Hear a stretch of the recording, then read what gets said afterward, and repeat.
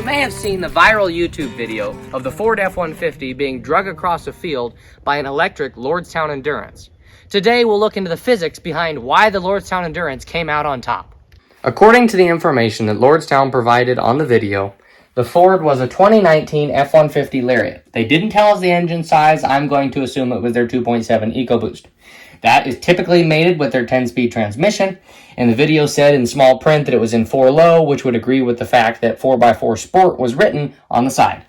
The information about the Endurance that I need, I'm going to get from Lordstown's website. We're going to assume that both vehicles had 32-inch tires. I know for sure that this Ford truck does come stock with 32-inch tires, and the Lordstown Endurance looked like the same height.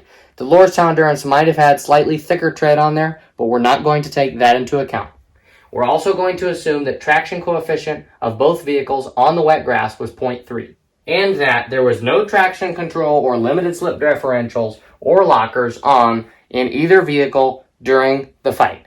I know that for sure because Lordstown Motors said all traction control was turned off in both vehicles. I want to take a moment and look at the difference in design between these two vehicles. Not only is it EV versus internal combustion, but the Lordstown Endurance has taken on a very different stance than any other EV to date. Typically, with a rear-wheel drive EV, they have an electric motor feeding into a gearbox that's in the location of your differential in an internal combustion car, and that gearbox splits off into two half shafts that go feed into the wheels. The Endurance has combined everything into the wheels. In the space where your brakes are on your car, they have the electric motor and the direct drive into the wheel. So when you take your leg nuts off and take your wheels off, you just took your whole vehicle off. The Endurance has one big battery pack that feeds its electricity into the motors in each of the four wheels. This means that the motor does not have to get very much metal moving before it starts the wheel moving. This is good for acceleration because it means a low moment of inertia. It doesn't have to get the whole drivetrain with the flywheel and the prop shafts moving. On the other side of the spectrum, we have the standard setup of a 4x4 Ford F-150. So we start at the engine that produces a certain amount of torque coming out of the crankshaft. That is altered by a variable ratio in the torque converter, which is fluid coupling that can be anywhere from a 1-to-1 locked up to the stall ratio, which is the highest gear reduction it can do before it stalls. Then that torque goes into the transmission. It can go through several different ratios depending on what gear you're in. Then it goes into the transfer case. In 2 high, which is what you typically drive around in, it goes from a 1-to-1 and then straight back to the rear differential. If you're in 4 high, it's still a 1-to-1, but goes to both differentials. If you're in 4 low or 2 low, then it goes through a gear reduction and then goes to one or both of the differentials. Finally, we have the differentials, front and rear if it's a 4-wheel drive. They take the motion from the drive shafts and turn it sideways into the half shafts and put it into the wheels. They are a fixed ratio gear reduction, not variable like the torque converter or the transmission or the transfer case. So the pros and cons of this setup are, number one, it's not very good for acceleration because it's got a really high moment of inertia, meaning that the engine has to get all this metal and drivetrain and shafts moving before it gets the wheels moving. But because of all the adjustability of each one of these components, you can vary the amount of torque you have at the wheels very significantly. Now for our favorite part, the math.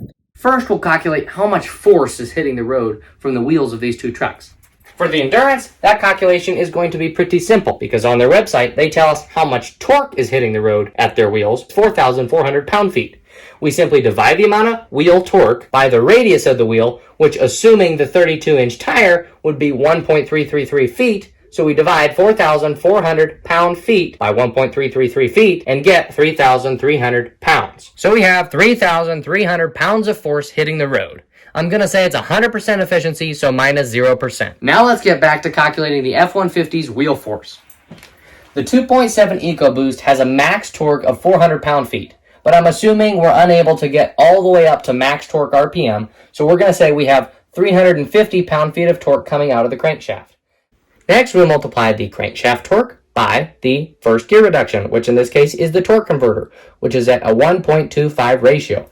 The reason I'm saying that is because it's my best guess for where it would be between stall ratio, which is normally between 1.8 to 1 and 2.5 to 1, and locked up, a 1 to 1. This means the impeller is moving more quickly than the turbine, or the input speed is greater than the output speed, thus a gear reduction or a torque multiplication. Next, we multiply the torque coming out of the torque converter by 4.696, which is first gear in the tranny, then by 2.64, which is the low range of the transfer case, because Lordstown said the Ford was in 4 low. Then we multiply that by 3.55, which is the differential ratio, front and back. Then we have 19,255 pound-feet of torque coming out at the wheels, so combining all 4 wheels. Now we need to convert wheel torque to wheel force. We do this simply by dividing wheel torque by wheel radius. That gives us 14,441 pounds of force hitting the road. I'm going to subtract 30% for efficiency loss to make up for all drivetrain loss from friction and heat. That brings us down to 10,109 pounds of force hitting the road.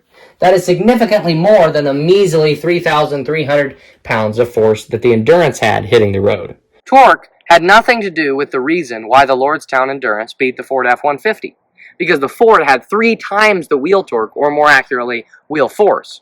So why did the Lordstown Endurance win? Well, they gave us a clue on the title of their video. It said, traction test. With those words in mind, let's continue. Here's where that traction coefficient comes in, that number we were looking at earlier. Assuming that competition was held on perfectly flat ground, all we would have to do is multiply the weight of the vehicle by the traction coefficient to find out how much force we could apply on the grass before we just start spinning out. For the Ford, we multiply 5,000 pounds, its weight, by 0.30, the traction coefficient, and we get 1,500 pounds able to be applied on the ground before we surpass the traction threshold. This is way smaller than the 10,109 pounds of being applied on the ground. Thus, we are traction limited, not torque limited. We have an excess of torque that's just making us spin out. Lordstown did not provide us with the weight of their Endurance. I know it's somewhere between a Tesla Model X 5,000 plus pounds and a behemoth Hummer EV 9,000 plus pounds. So I'm going to give it a good conservative estimate at 6,000 pounds. 6,000 pound weight times 0.30 traction coefficient gives us 1,800 pounds of force able to be applied on the grass before we spin out. The Endurance is already applying 3,300 pounds of force to the grass, so we are spinning out. Thus, we're traction limited in both cases, but the Endurance was able to apply 1,800 pounds of force on the grass, and the F-150 was only able to apply 1,500 pounds of force on the grass.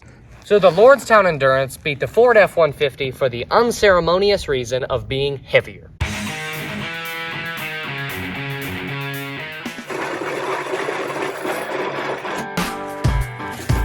One of the morals of the story today is that lots of torque is only valuable in the presence of adequate traction.